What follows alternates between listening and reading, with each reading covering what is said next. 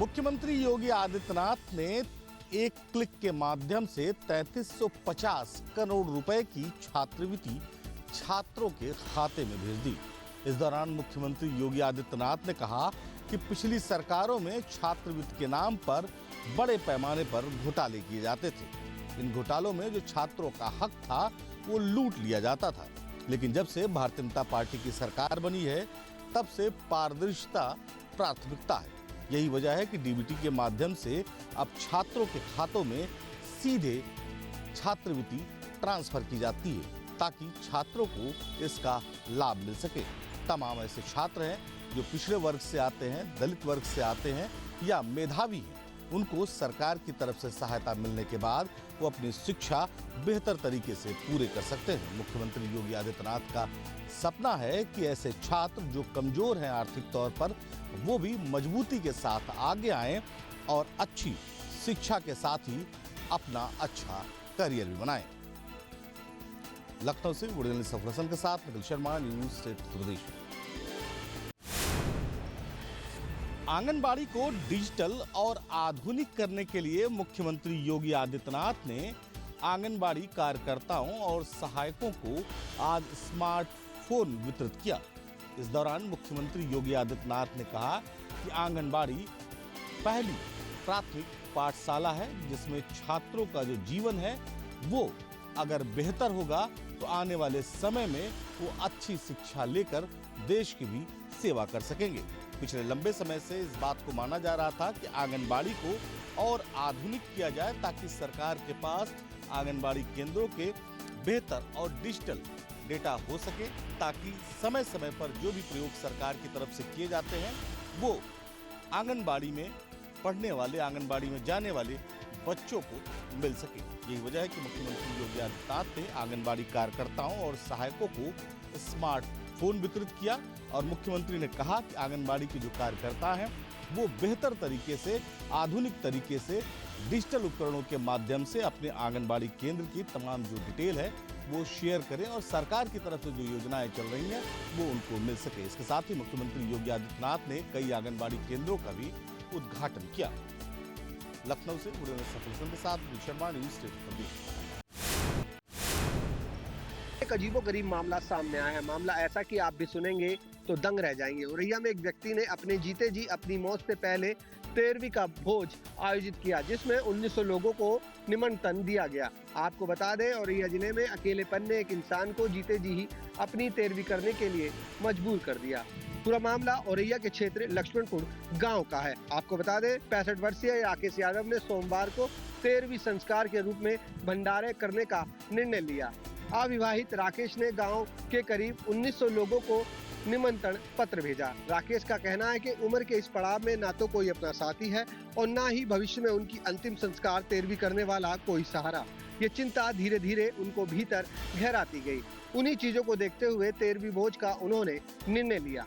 मतलब हमारे तो मतलब कोई है नहीं, वो भाई है तो मतलब एक तो खत्म है वो, और एक मतलब कन्नौज में मार गो। बाप ने खेती नहीं रखी तो एक भाभी आती बुलवाए थे, बाप ने खेती रखी तो उनकी हटाते तो बुराई हो गई, कुछ हो गया वो ही रात को मतलब तो वो पता ले गई। अब हम अकेले हैं, कोई काबू नहीं है। आप बिल्कुल अकेले हैं? अकेले। आपकी शादी नहीं हुई?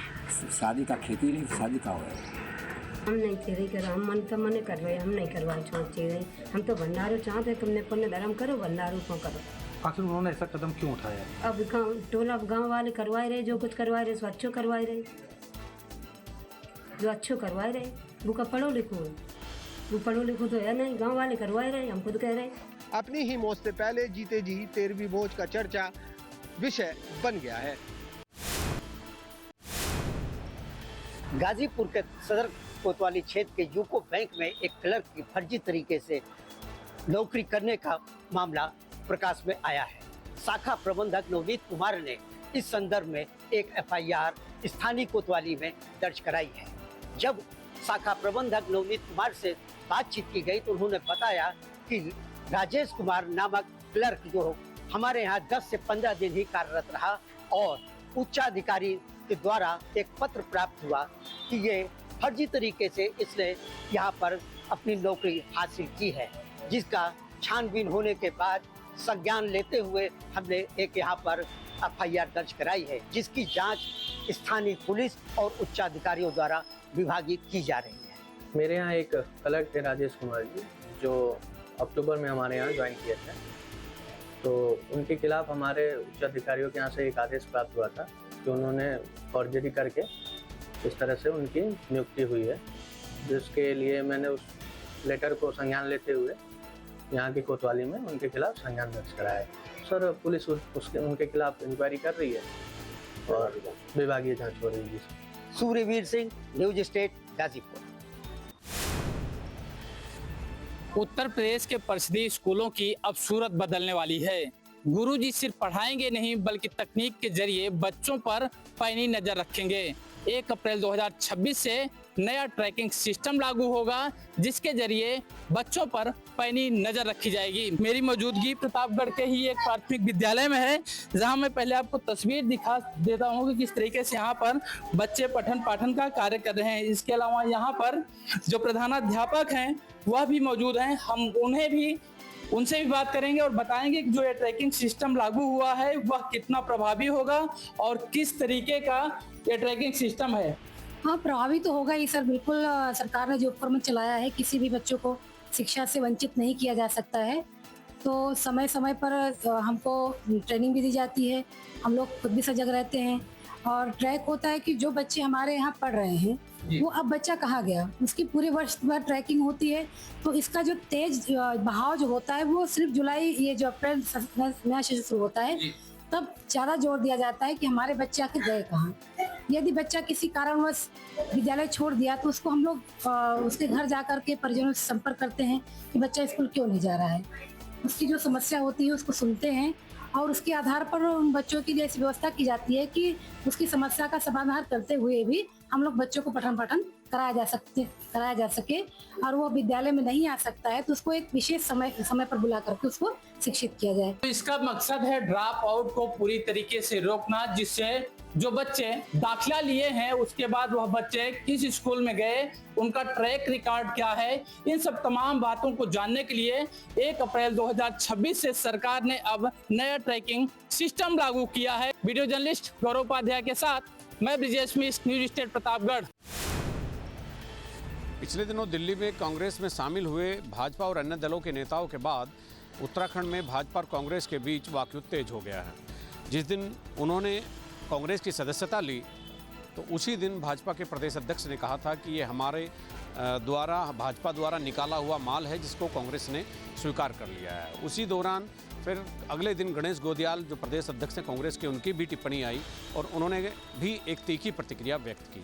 पिछले दिनों कांग्रेस ने दिल्ली में रुद्रपुर से 10 साल विधायक रहे राजकुमार ठुकराल और सितारगंज से 10 साल विधायक रहे नारायण पाल और पंचायत के महारथी नैनीताल के लाखन सिंह नेगी, 5 साल भाजपा से विधायक रहे घनसाली से भीमलाल आर्य, इन और निर्दलीय मेयर रुड़की रहे गौरव गोयल को शामिल किया था। तो इसी को लेकर के अब दोनों दलों के नेताओं के बीच वाकयुद्ध जारी है। चलिए मैं भाषा बदलता हूँ। हमारे यहाँ का, हमारे दल के अंदर ऐसे लोग जो अनुशासनहीन थे, जो पार्टी के नियम कानून के आधार पर पार्टी की मर्यादाओं का पालन नहीं करते थे, पार्टी के कार्यक्रमों में सहभागिता का जिनका भाव नहीं होता था और निर्णयों का पालन नहीं करते थे, ऐसे लोगों को हमने पार्टी से बाहर निकाला। वो निकाले हुए लोग कांग्रेस के अंदर चले गए, कांग्रेस में संभाल के रखे। ये मैं आज कांग्रेस अपेक्षा करता हूँ। महेंद्र भट्ट जी के द्वारा जो प्रतिक्रिया दी गई वो प्रतिक्रिया बहुत ही स्तरहीन प्रतिक्रिया है और स्तरहीन प्रतिक्रिया के रूप में उन्होंने ये अपनी जुबान से कहा कि निकाला हुआ माल, और ऐसे लोगों के लिए उनका ये शब्द कि निकाला हुआ माल, ये बहुत ही अशोभनीय है। सहयोग कैमरामैन सोनी कुमार के साथ न्यूज स्टेट के लिए देहरादून से अजीत सिंह राठी। उत्तराखंड की प्रसिद्ध चारधाम यात्रा शुरू होने जा रही है, जिसको लेकर लगातार शासन और प्रशासन के स्तर से तैयारियां चल रही हैं।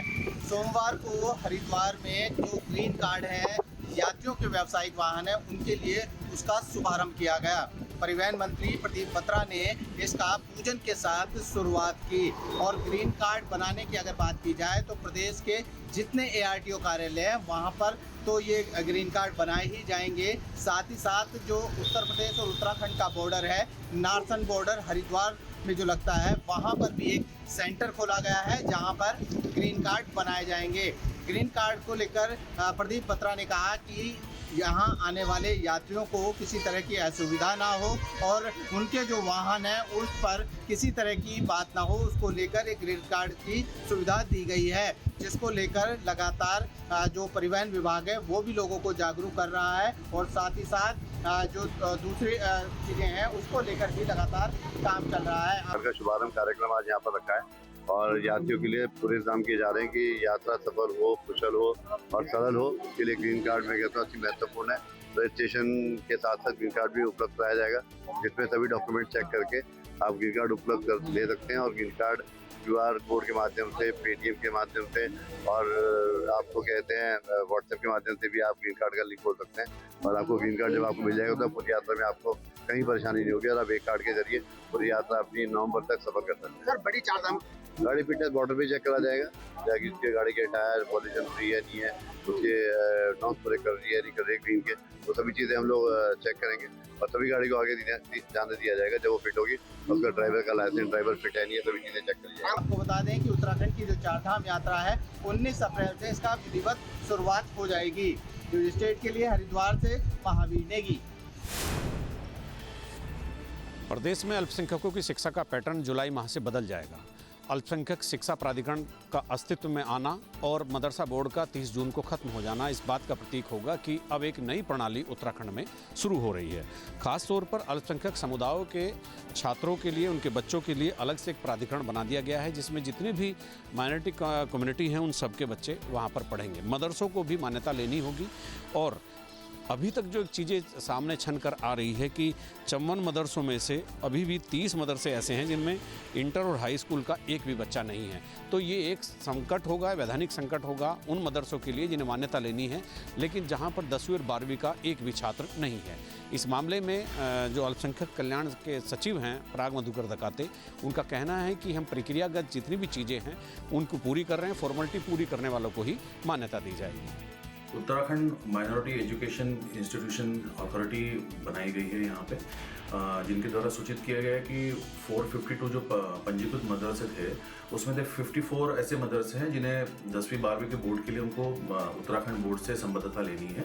और इसमें भी 30 ऐसे मदरसे हैं इस 54 में से जहाँ पे किसी भी प्रकार के स्टूडेंट्स या कोई भी विद्यार्थी वहाँ पे पंजीकृत नहीं है। तो अभी ये इसकी जाँच की जा रही है और फिर जाँच के उपरांत जो है अग्रिम कार्रवाई की जाएगी।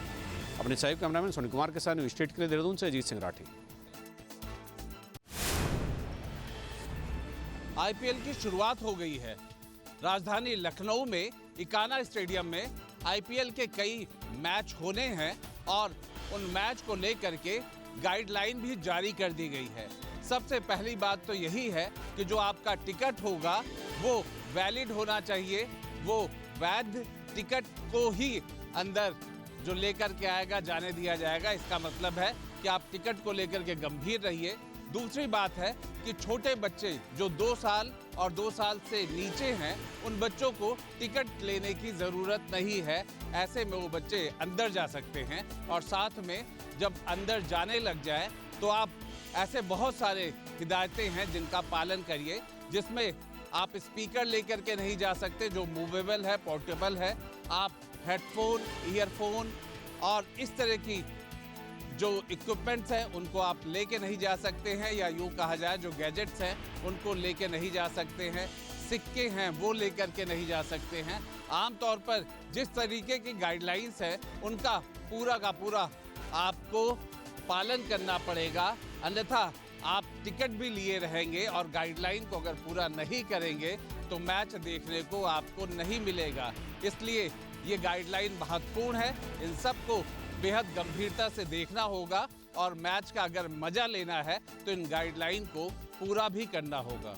वीडियो जर्नलिस्ट दीपक राणा के साथ आलोक पांडे, न्यूज़ स्टेट, लखनऊ। देहरादून में सोमवार की सुबह रक्त रंजित थी। ब्रिगेडियर जोशी एक हादसे का शिकार हो गए। तेज़ रफ्तार से दौड़ रही 2 गाड़ियां आगे पीछे थी और पिछली गाड़ी में हमलावर थे। और हमलावरों ने जब अगली गाड़ी पर गोली चलाई तो इसी गोली का शिकार ब्रिगेडियर जोशी हो गए। ब्रिगेडियर जोशी रोज़ की तरह अपने साथियों के साथ मॉर्निंग वॉक पर निकले थे, लेकिन वो घर जिंदा नहीं लौट सके। मौके पर ही उनकी मौत हो गई। ये कहानी बिल्कुल ऐसी नहीं है जैसी सुबह से बताई जा रही है। इस कहानी की पृष्ठभूमि पिछली रात तैयार हो गई थी। एक जैन जी नाम का बार है, एक रेस्टोरेंट है, वहाँ पर 2 गुटों के बीच रात में झड़प हुई, संघर्ष हुआ, मारपीट हुई। इसी बीच बार के मालिक ने उसको रोकने की कोशिश की। दूसरा एक पक्ष जो था उसने बार के मालिक को ही निशाना बना लिया और वो सुबह का इंतज़ार करने लगा। घात लगाकर बैठे हमलावर उस गाड़ी का पीछा करने लगे जिसमें वो लोग सवार थे, बार के मालिक सवार थे। लगातार तेज़ रफ्तार से दौड़ रही गाड़ियों से दहशत का माहौल था, लेकिन पिछली गाड़ी में जो हमलावर थे, जब उन्होंने अगली गाड़ी में बैठे लोगों पर गोली चलाई तो वो गोली उनको नहीं लगी बल्कि मॉर्निंग वॉक पर निकले ब्रिगेडियर जोशी को लगी। इसी के साथ ही वहाँ पर दहशत फैल गई और उस दहशत फैलने के साथ साथ ही शहर में कानून व्यवस्था को लेकर तमाम बड़े सवाल खड़े हो गए।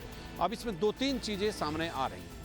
आबकारी विभाग ने उस जैन जी नाम के एक बार और रेस्टोरेंट को नोटिस जारी कर दिया है और उनके मानकों को पूछा है, उन्होंने मानक पूरे हैं कि नहीं और यहाँ पर रात भर क्या होता रहा। दूसरा, पुलिस पर एक सवाल खड़ा होता है, इतने बार यहाँ पर बड़ी संख्या में हो गए हैं, इतने नाइट क्लब हो गए हैं, और तो वो पूरी रात कैसे खुलते हैं जबकि उनकी डेडलाइन 11 बजे होती है। तो जो बार 11 बजे तक खुलते हैं वो रात भर वहाँ पर कैसे मौज मस्ती होती रहती है। वो जैन जी जिसको अपना काम करना चाहिए वो वहाँ पर नशे में मस्त रहता है, नशे की लत उसको बुरी तरह से लग गई है। तो ये कई पहलू हैं। अब एक सूचना मिल रही है कि पुलिस ने हमलावरों को हिरासत में ले लिया है और थोड़ी देर बाद ही वो उनका खुलासा कर सकती है। लेकिन इस पूरी घटना से पूरे शहर में दहशत का माहौल है और कानून व्यवस्था पर प्रश्न चिन्ह खड़े हो गए हैं। अपने सहयोगी कैमरामैन सुनील कुमार के साथ न्यूज़ स्टेट के लिए देहरादून से अजीत सिंह राठी। जैसे हाईटेक शहर में आवारा कुत्तों के काटने के मामले लगातार बढ़ते जा रहे हैं। हालात ये हैं कि अकेले जिला अस्पताल में रोज़ाना 300 के आसपास मरीज एंटी रेबीज का इंजेक्शन लगवाने के लिए पहुंच रहे हैं।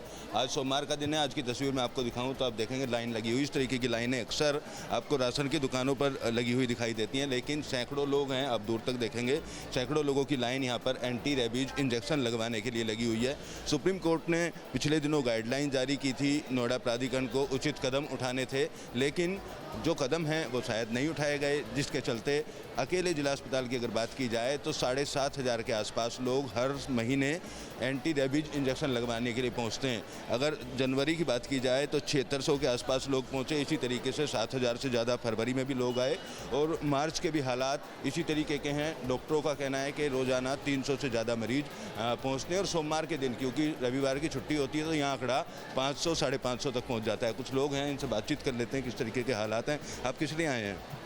इंजेक्शन लगवाने। क्या हुआ था? डॉग ने मतलब काट लिया था।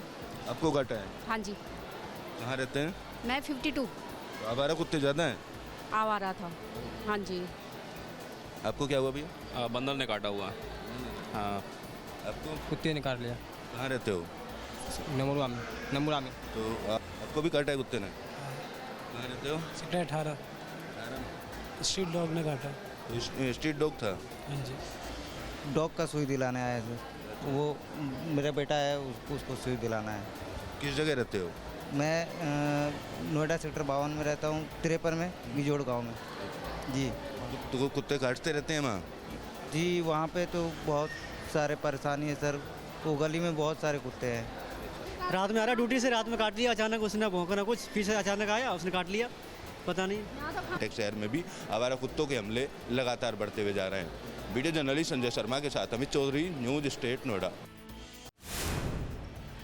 कौशाम्बी में बीते 2 दिन पहले हुए नथन हत्याकांड का कौशाम्बी पुलिस ने खुलासा कर दिया है। बता दें कि नथन की हत्या उसके पत्नी और उसके 2 सगे बेटों ने सिर्फ इसलिए कर दिया था क्योंकि वो अपनी साली से भी शादी किया था, उससे भी एक संतान थी जिसकी ज़मीन को उसने अपनी एक ज़मीन थी, ज़मीन का कुछ अंश उसने अपने साली के नाम कर दिया था, जिससे पहली पत्नी यानी कि कलुई के बेटे जो इस बात को लेकर नाराज़ थे और आए दिन इसी को लेकर के प्रॉपर्टी को लेकर विवाद हुआ करता था। जब पहले पत्नी के बेटे नथन सिंह से इस बात को भी गुहार लगा रहा था कि वो उसे ज़मीन दे दे, जिसके चलते उससे शादी नहीं हो रही है।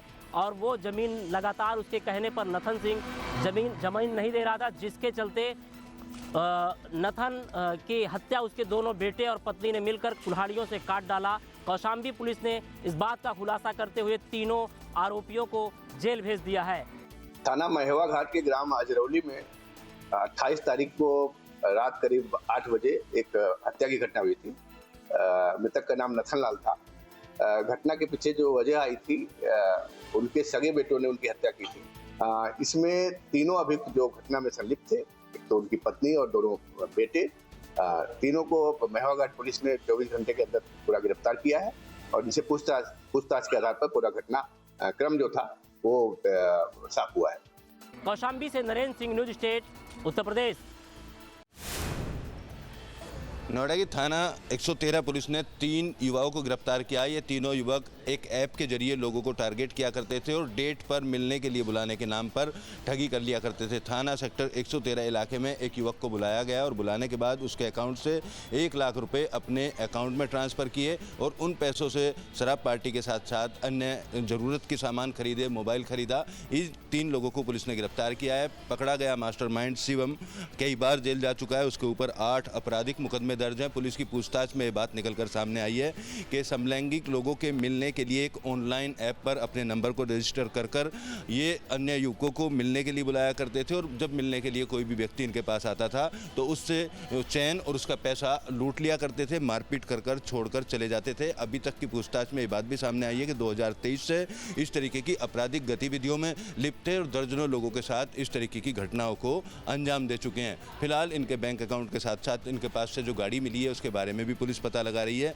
कि वो उस गाड़ी को खरीदने में जो पैसा है वो इसी तरीके से लूटपाट कर इकट्ठा किया गया होगा और कितने लोगों के साथ इस तरीके की घटनाओं को अंजाम दिया जा चुका है उसको लेकर इनके मोबाइल के डेटा को खंगाला जा रहा है। देखिए, पुलिस आयुक्त महोदया के निर्देशन में डीसीपी सर के निकट पर्यवेक्षण में एसीपी 3 और एसएचओ 113 के नेतृत्व में आज 3 लोगों को गिरफ्तार किया गया है, जिनका मोडस ऑपरेंडी इस प्रकार से था कि एक डेटिंग ऐप है ग्राइंडर, जिसके माध्यम से ये लोगों से जुड़ते थे और जब आपस में इन लोगों के मिलने का स्थान और तिथि तय हो जाती थी, इसके बाद वहाँ पहुँच करके उनको डरा धमका करके और धोखाधड़ी करके उनसे जो भी रुपए उनके पास रहते थे अकाउंट से वो ले लेते थे, जिसके संबंध में यहाँ पर 113 में एक शिकायतकर्ता के द्वारा सूचना दी गई और उसमें जांच के दौरान कार्रवाई करते हुए 3 व्यक्तियों को गिरफ्तार किया गया है। वीडियो जर्नलिस्ट संजय शर्मा के साथ अमित चौधरी, न्यूज स्टेट, नोएडा। आपके मोबाइल पर तुरंत आएगी ब्रेकिंग न्यूज। स्क्रीन पर सबसे पहले दिखेगी बड़ी खबर, देश दुनिया की हर खबर एक जगह। अब आपके मोबाइल पर तुरंत फटाफट इंस्टॉल कीजिए न्यूज नेशन ऐप और रखिए खुद को अपडेट।